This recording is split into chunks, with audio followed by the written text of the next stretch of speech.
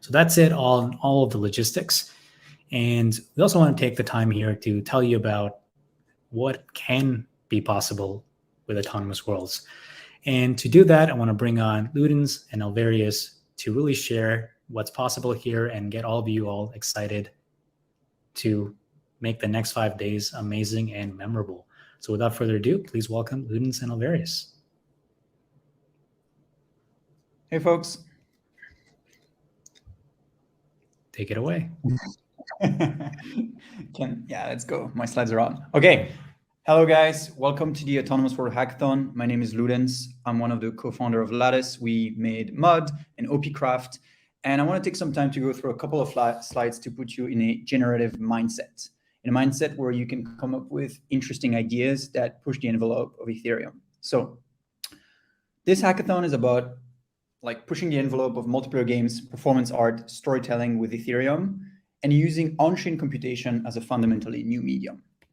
And when the status quo right now is when building on top of Ethereum, people usually tend to stick with the ideas that are around and successful: DeFi, NFTs, and overall just financialization. We can say that Ethereum has proven to be quite good at creating a system where the key verb is owning. You know, in most on-chain applications, you own stuff. And even for supposedly playful applications, most gaming and art projects are skins on top of financialized applications. So we believe that Ethereum can be the world computer, the computer for worlds, not just the financial computer. So for this hackathon, we invite hackers to build mind-expanding applications on Ethereum. Let's get some of that 2016 craziness back, you know, when people were doing insane stuff on top of Ethereum. And my question to you is, what if we were in a world where the verbs on Ethereum go beyond owning? So come in and let's explore the concept of autonomous world together over the next 5 days. And so first, I want to give a short history of digital worlds and the key technologies that have impacted our relationship with them. I believe it's going to make it a little bit easier to come up with great ideas for this event. So following tribal songs and books, the first technology that fundamentally changed our perception of worlds is personal computing. Personal computing allowed early game devs to sculpt single-player worlds in which isolated individuals could immerse themselves in the rule-based structure of a text adventure, a first-person shooter, or even an epic strategy game. And then came Ethernet and later the internet. And network computing allowed for these previously private interactive experiences to be expanded into multiplayer worlds. You know, things like server-based multi-user dungeons, MUDs, and massively multiplayer online games whose dynamic unfolding was no longer based on the participation of a single person. It literally went from 1 to n. And we think that the arrival of on-chain computing brings something rather new. Things are about to change. It's not about making skeuomorphic new things. It's not about taking things that were enabled by network computing and putting them on-chain. We think that the possibility of autonomous worlds, so multi-author, maximally persistent worlds that can not only be experienced by multiple inhabitants, but also expanded by them, is something that is fundamentally enabled by blockchains. And the unique affordances of these worlds can be glimpsed in early experiments with on-chain games. With projects like Dark Forest, OPCRAFT, and others, we have seen quite crazy emergence that was unheard of in traditional games for such a small player base. It's almost as if these worlds can't help but be composable and emergent. So we think the full potential of autonomous worlds very much remains to be realized. And so we invite you to build games, tooling, and narratives that test what you see as the fullest possible expression of what an autonomous world can be. And remember, these are not just worlds that happens to exist on chain. It's not about swapping your backend from C++ to the EVM. It's about building worlds that could not exist otherwise. How are you going to surface up the texture of Ethereum? How are you going to build worlds that are uniquely enabled by this new type of computing? And I want to give a few pieces of advice. Feel free to take them seriously or not. It might actually be even more fun if you take them not seriously at all and kind of do the opposite. The first one is have a very liberal interpretation of what a world is. It doesn't have to be a virtual world. It doesn't have to even look like a world. The physics of your world doesn't even need to resemble our universe. World is just a coherent system of entities and rule set for how they behave. It can be a story, it can be a game, it can be a set of physics. Be wild and expensive. Build the world first before building fancy tool on top. that's a classic. You have an idea for a really crazy, I don't know, management system you can build on top of a world where multiple players have to accomplish a goal.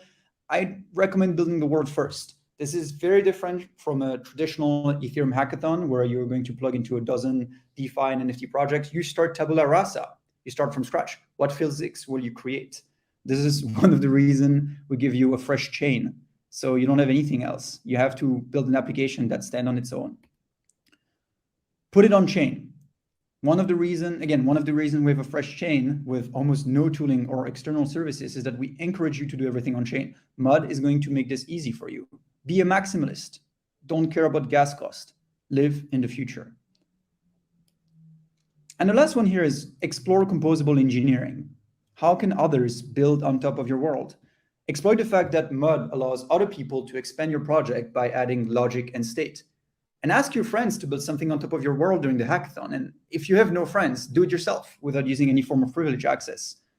That's one, this is some of the craziest things we saw in Dark Forest and OPCRAFT were about composable engineering, people coming in and expanding the world. This is one of the unique opportunities you get by building something on top of Ethereum, which is a multiplayer computer. And before I hand it off to Alvarius, I want to go through 4 fundamental tensions of worlds and how it can help you come up with great ideas for the few days, for the next few days where you'll be hacking here. So the first tension is control versus autonomy, right? Your world can be either fully autonomous and permissionless and treat everybody the same, or it can enshrine a certain group as gods. Will you let AIs join your world?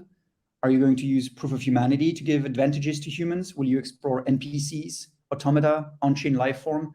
What even are the relationship of control within your world? The key phrase here would be, if you love something, let it go. Next tension is hidden truth versus agnosticism. Will your world be client agnostic, where different representations of the world can coexist and all be valid? Or will you enshrine a specific truth? Will you explore concealed information, ZK, front-end development as an integral part of existing within your world?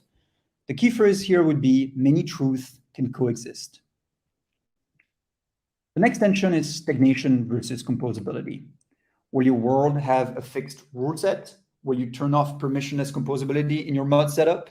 Or will you explore rule set additions, visual programming, user-generated logic, or even engineering as gameplay? Dark Forest had its Astral Colossus, OPCRAFT its Supreme Leader. What will be your composable surprise? The key phrase here would be replace the rules with your own. And the last tension I want to explore is entropy versus persistence. Will your world periodically die and reset, or will it last as long as the chain runs, which in our case is only 2 weeks, but imagine it runs forever. Will you force your own diegetic version of state rent, where plants grow on runes and storage slots in your smart contracts fade out and die? Is your world about renewal or conservation? The key phrase here would be, some things are meant to be forgotten. So I hope these were helpful, and I'll pass it to Alvarius, who is going to tell you more about MUD2, the technology you'll be using to bring worlds into existence.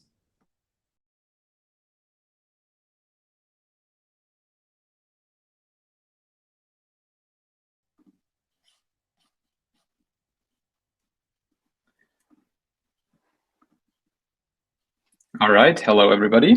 I'm not sure if you can see my slides already. There we go. All right, there we go. Cool, yeah. So I'm here to tell you a tiny little bit about MUD, which is the framework that you should use if you want to make your life easier over the next couple of days. We started building on MUD after having worked on a couple of other projects for a couple of years, which is among them is Dark Forest and Ember. And for these projects, there was no framework yet that existed. And so we had to build everything from scratch. We had to build our own network stack. We had to build our own state sync. We had to build our own indexer, and we had to build our own plugin systems. And out of frustration from having to build all of these low-level things from scratch for every single game that we worked on, we built MUD as a way to abstract all of these low-level complexities away, so that then, once this framework exists, we can just focus on the features and the games that we wanted to build. And it worked. For OPCRAFT that we built last year using MUD, it only took us 1 to 2 months to build it instead of 1 to 2 years as with the projects we worked on before. And since then, there have been a bunch of other projects that have also been built with mud and launched with mud. Among them are Words 3, OPCRAFT, as I mentioned, Skystrife, Asphodel, Museum Heist, Moving Castle, just to name a few. And then in the beginning of this year, we took all the learnings we had from building mud 1 and also from building with mud, and we built mud 2, which is a much more general, more powerful, more extendable, and more gas efficient version of the framework. And if you're familiar with mud 1 and you're still skeptical about upgrading to mud 2, I can guarantee you that everybody else who is familiar with mud 1 and tried out mud 2 has this feedback for us. Oh my God, this is so much better than mud 1. So I can guarantee you, you're gonna love it. And during this hackathon, we want to explore autonomous world, and we don't want to be held back by having to sync network stack issues and whatever. And so we made your life much easier with all of these templates that we prepared for you. We have a mud vanilla template, which is mud plus vanilla TypeScript. We have a mud React template, and we have a mud phaser template. We have office hours every day at 3 a.m. Eastern time and 3 p.m. Eastern time. And we have a bunch of workshops, 3 of them happening today. And I would strongly recommend you joining them if you want to get a quick start for mud. We have the mud 101 starting basically right after this at 1:30 p.m. ET. We have mud React today at 3 p.m. ET. And we have a tutorial for how to build a 2D game with mud and phaser today at 5 p.m. ET. And then tomorrow at 1 p.m. ET, we have a workshop with mud and Unity. And that's all the information I have for you at this point. And all there's left to say is go wild.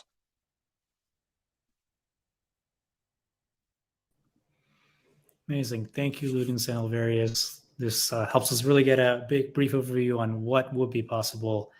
And we can't wait to see what all of you build. And I'll just quickly, before we end, summarize a handful of things that we just covered.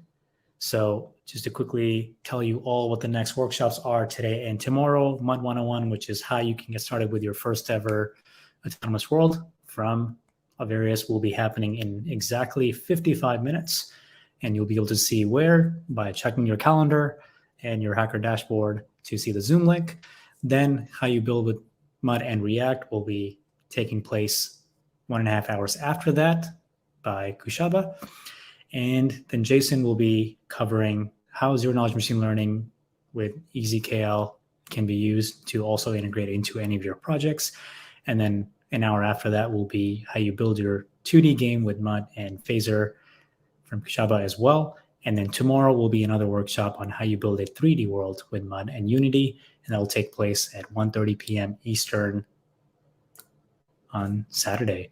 So that is all the workshops. All of this will be recorded, so don't worry too much if you are not able to make something. You can watch and instant replay any of these things immediately. And that takes care of all of our logistics. I want to thank everybody who tuned in and wish all of you happy hacking, and we'll see all 400 of you on Discord. That's ETHGlobal.com/Discord, and we'll see what you built this Tuesday. Take care, everybody. Goodbye.